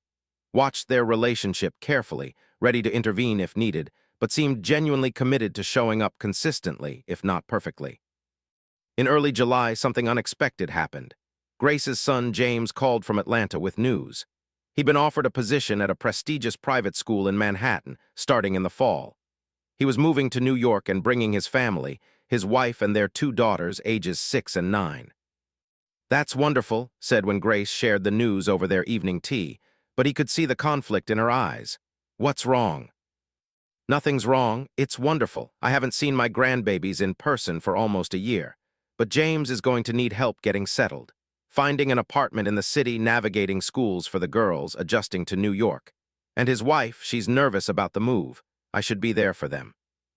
"Of course you should. Take whatever time you need." "That's just it." Grace set down her cup with more force than necessary.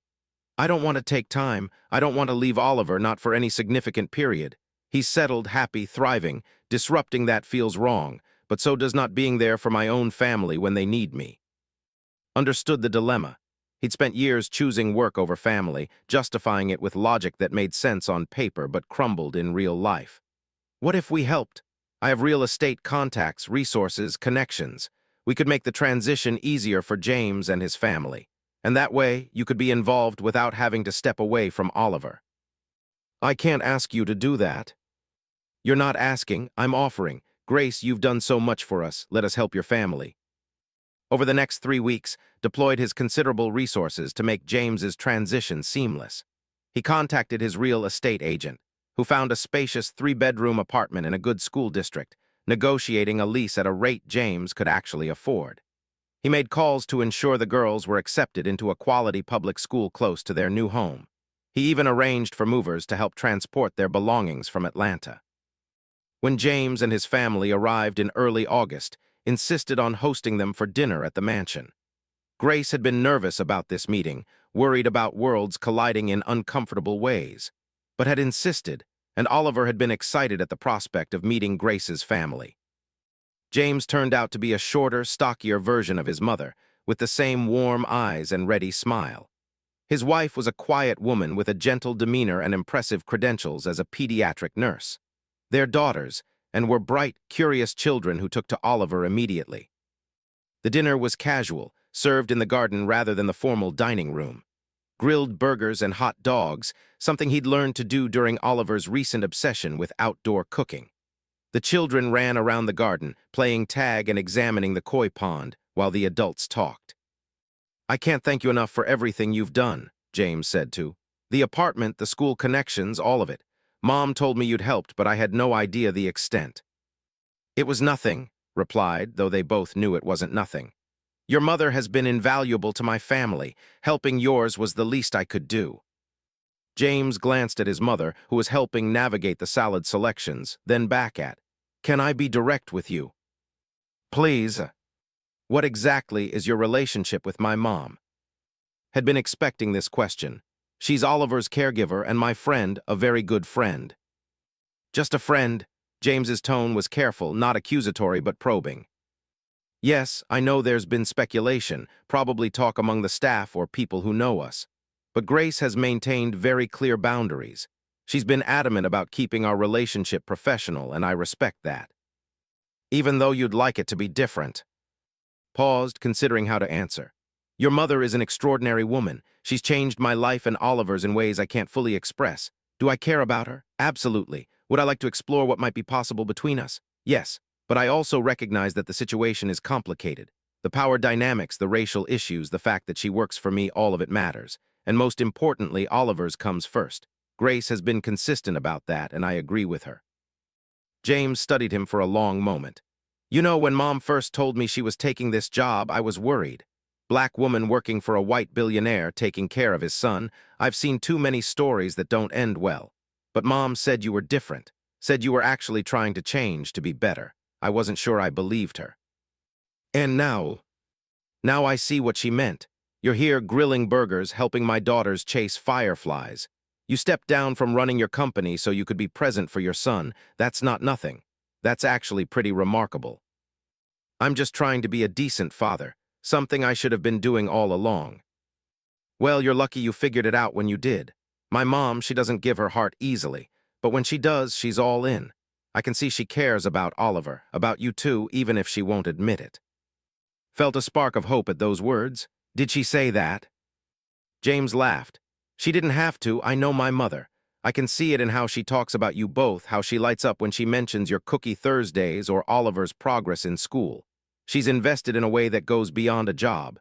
Just don't hurt her, mister. She's been through enough in her life. She deserves happiness and respect. I have no intention of hurting her, and please call me. The evening ended with promises to get the children together again soon. As James's family departed, Grace lingered behind to help clean up, as she always did. Your family is wonderful, told her as they carried dishes back to the kitchen. James is impressive, and those girls are delightful.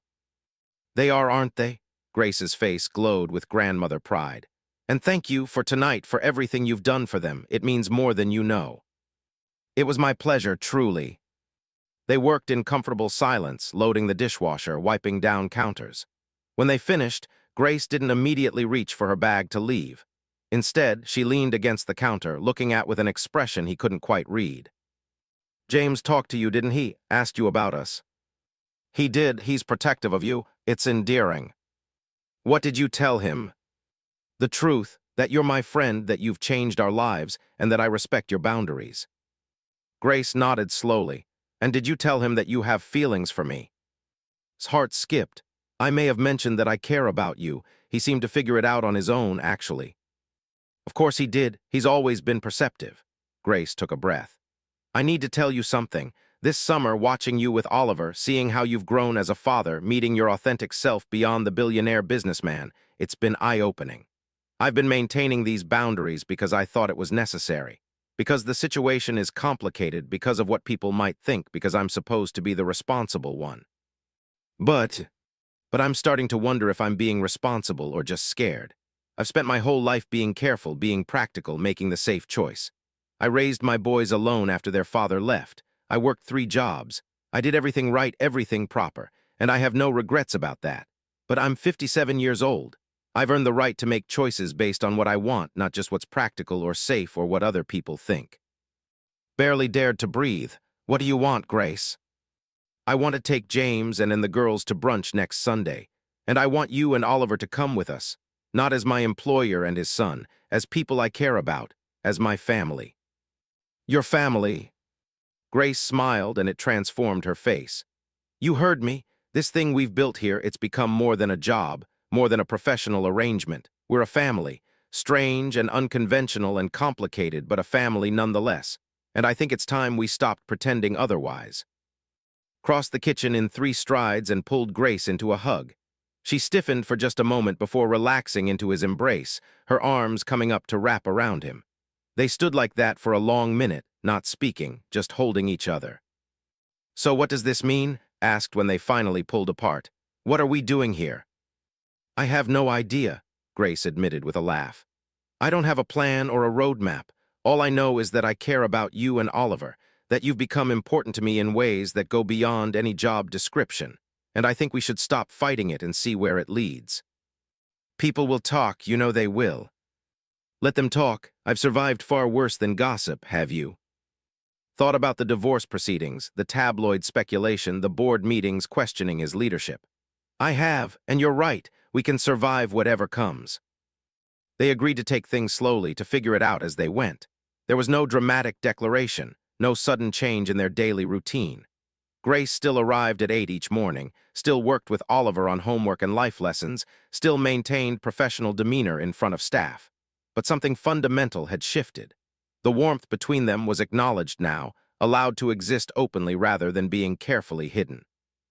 The brunch the following Sunday was wonderful chaos. 5 children running around a restaurant patio while the adults tried to have conversation over the noise. Had chosen a family-friendly place in Brooklyn, deliberately avoiding Manhattan hotspots where they might be recognized. He wanted this to be about them, not about public perception. Oliver and Anne had become instant friends, already making plans for and sleepovers. James and seemed to genuinely like, treating him as a peer rather than a wealthy benefactor. And Grace, sitting beside him at the long table, looked happier than he'd ever seen her. "This is nice," she said quietly during a lull in conversation. "All of us together." "It is," reached under the table and took her hand. She squeezed back, and that simple gesture felt more significant than any business deal he'd ever closed. But the bubble couldn't last forever. In mid-August, tabloid photographers captured and Grace leaving a movie theater with Oliver, James's family close behind. The photos ran with headlines speculating about the billionaire's new romance with his black nanny. The articles were breathless and intrusive, dissecting every detail they could find about Grace's background, her life before coming to work for. The attention was intense and uncomfortable. Photographers staked out the mansion. Reporters called Grace's phone constantly. Social media erupted with opinions, some supportive, many racist and ugly, wanted to hide from it to protect Grace from the scrutiny. But she surprised him with her resilience. "I knew this would happen," she said calmly when apologized for the 100th time. "Did you think I was naive enough to believe we could keep this private forever? You're one of the richest men in America. Everything you do is news. But some of the things they're saying about you are racist, small-minded, and untrue.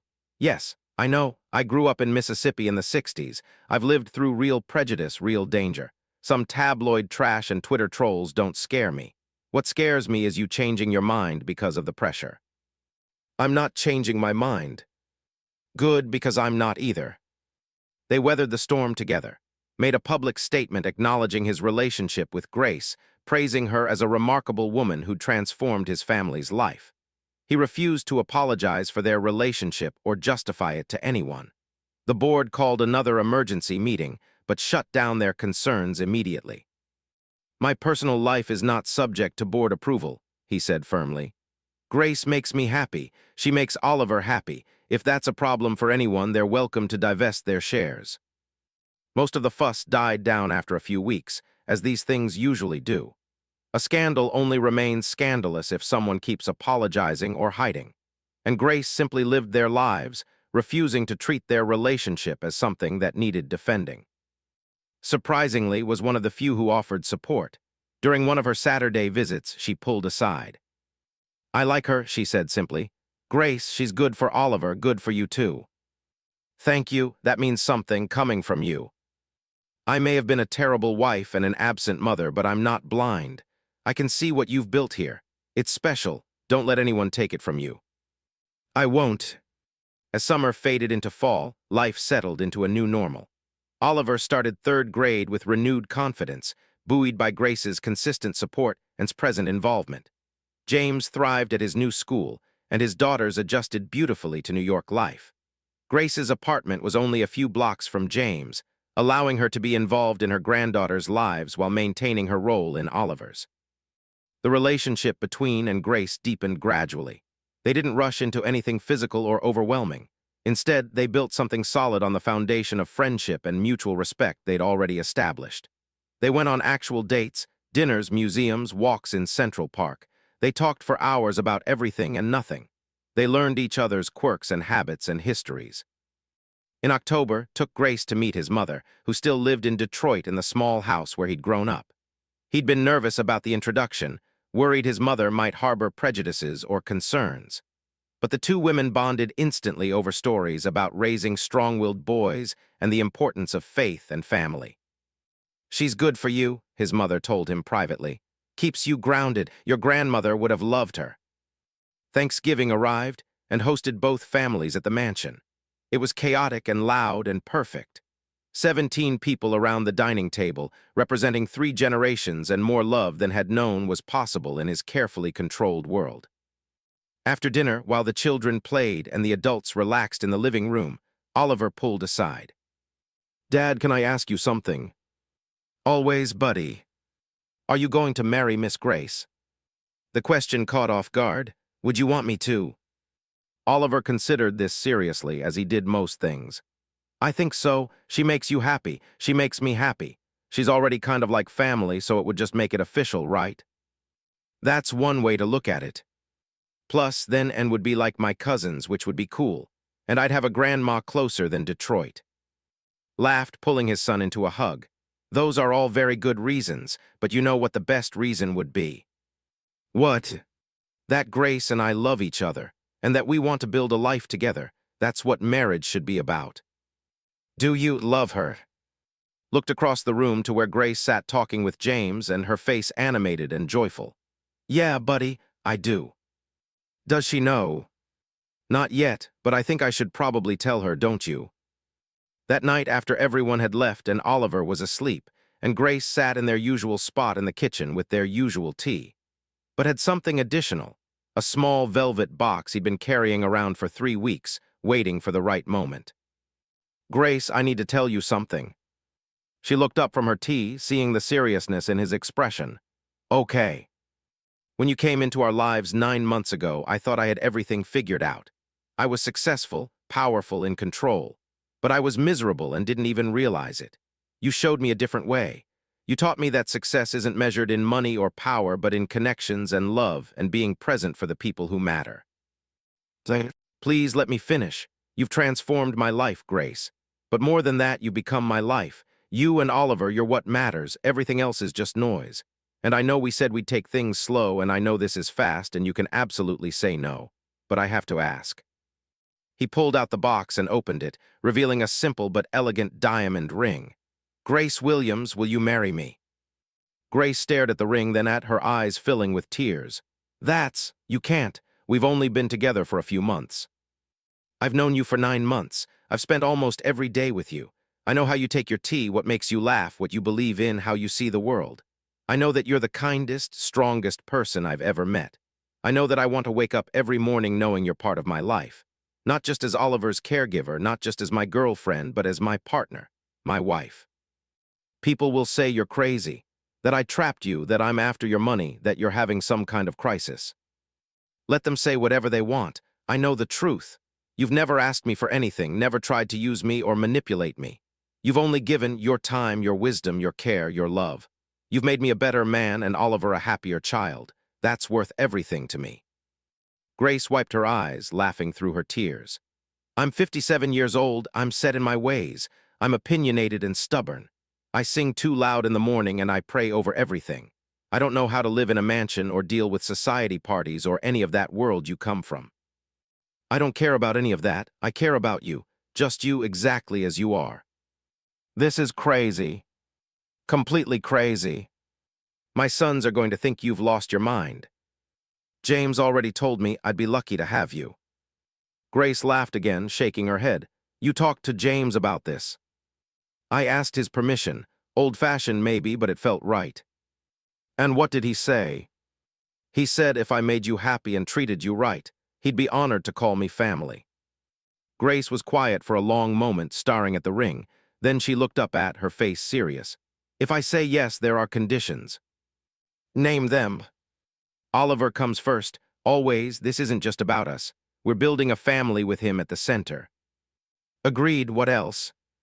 I keep working. Not as your employee, but I stay involved in Oliver's life, in his education and care.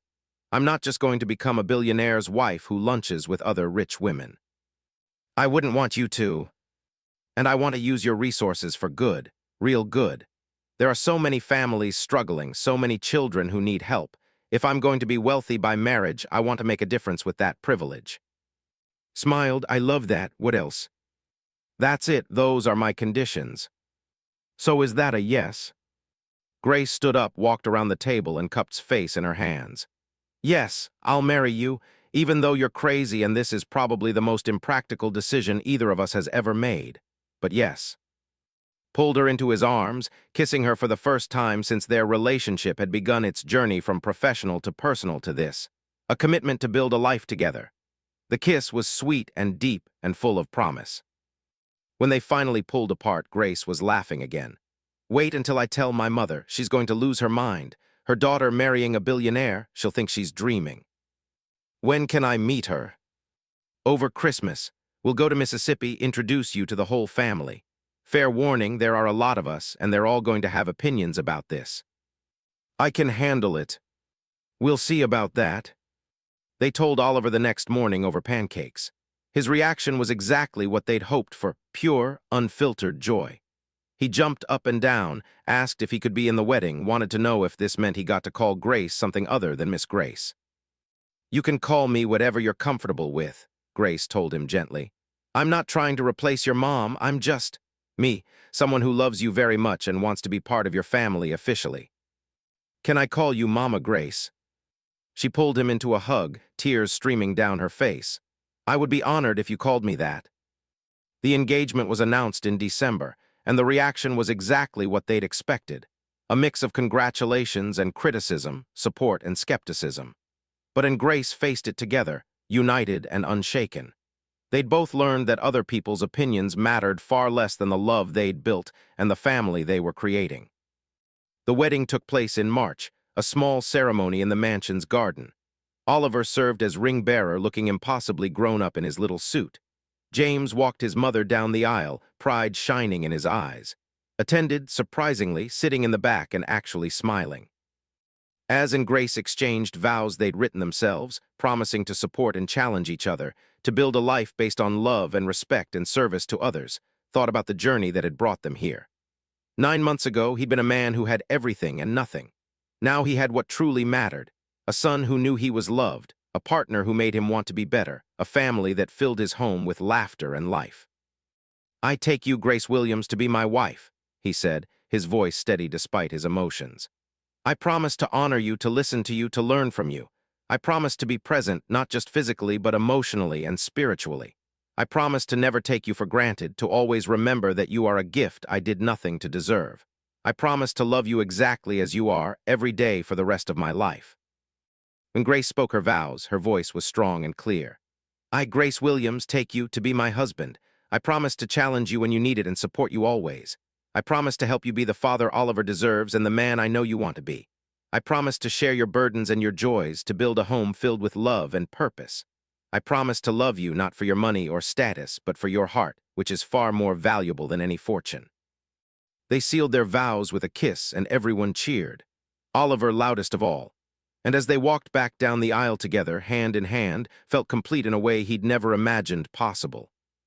The reception was held in the mansion, transformed into a celebration space. There was music and dancing and food and joy. Danced with his new wife, with his son, with his mother who'd flown in from Detroit. Grace danced with her boys, with her granddaughters, with who'd insisted on being present for the celebration. Late in the evening, found a quiet moment with Oliver on the terrace overlooking the garden. "What are you thinking about, buddy?" "About how different everything is now. A year ago, it was just you and me and a bunch of nannies who didn't stay. Now we have Mama Grace and James and we have a real family." "We do, and you know what? None of it would have happened if I hadn't come home early that one night and seen Grace reading to you. That moment changed everything."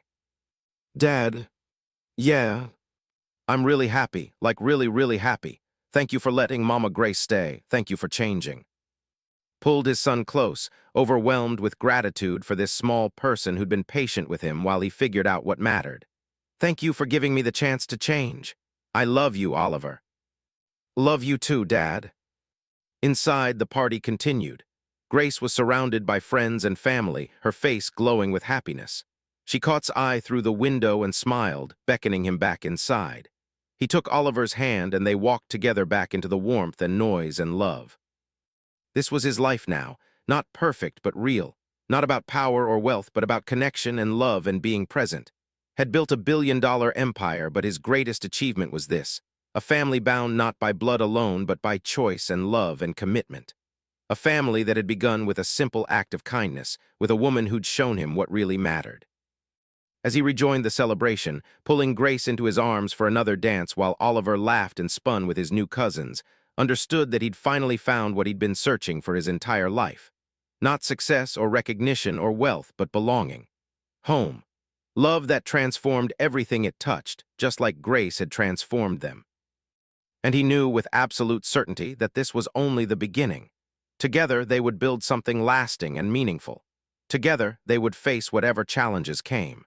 Together, they would create a legacy not of money or business success, but of love and family and lives well lived. The billionaire had found his fortune, But it wasn't measured in dollars.